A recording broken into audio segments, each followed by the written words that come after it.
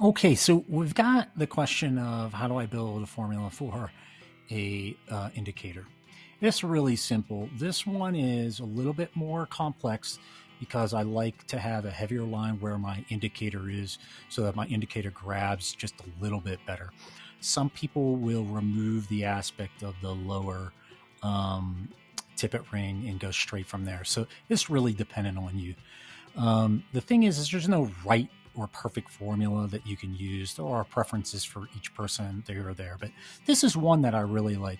I come off of my fly line with a simple piece of butt section about 12 to 18 inches long.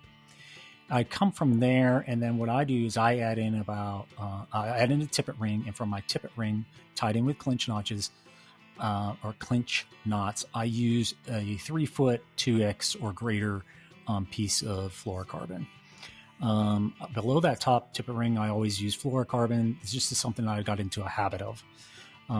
The key here is to have the heavier line so that your bobber won't slip, your indicator won't slip or go up and down without you manipulating it. And I really like that aspect.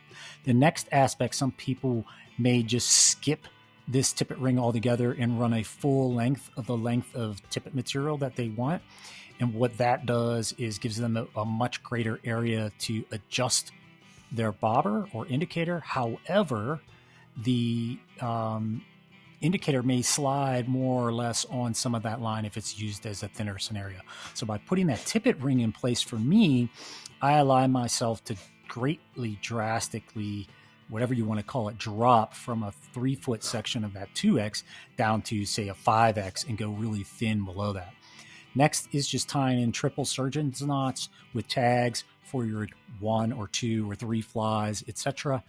And what I do there is, again, I'm very careful about not going beyond 3 tippet sizes, because when I change from, say, a 5X to, or let's go a little higher, say a 3X to a 7X, that's like a really long distance. So anything beyond that, I would look at that as a very difficult way to go, because it could break your tippet right at the knot. So you want to only go at max 3X's. So let's say it was 2X, that would mean I could go to 3X, 4X, or 5X.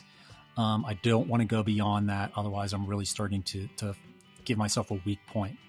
And again, the lower you go in your system, the lighter of the tippet you want, so that your lowest fly, the one that has the highest propensity to get hung up, is the weakest. And therefore, if you do get a snag and you have to break off, you can break that off, and you'll usually save your upper fly and knot. And then you could do what is real simple, is a clinch knot around the line above that upper knot, pull it tight and slide it down. That lower knot will act as a stop knot for you. So there you have it. That's a really simple indicator formula and understanding of why and where you may want some changes, but find something that works for you. It's great. The thing is understand that sometimes adding weight or changing weight can help in your flies, or adjusting the depth of your indicator. Those are probably the two most paramount items for that. Good luck out there. If you like the video, like it and give us a subscribe here on YouTube. Talk to you soon.